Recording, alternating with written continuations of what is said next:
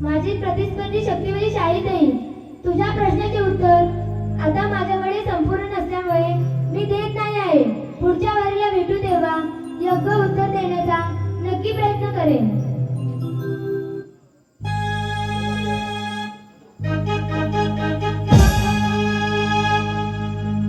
शाळेतही मी प्रश्न सांगते आहे, लक्ष असू दे. ज्यावेळी लवंकुश यांचे युद्ध झाले त्यावेळी रामाने 7 रथ जमा केले. तर त्या प्रत्येक रथात सैन्य किती तर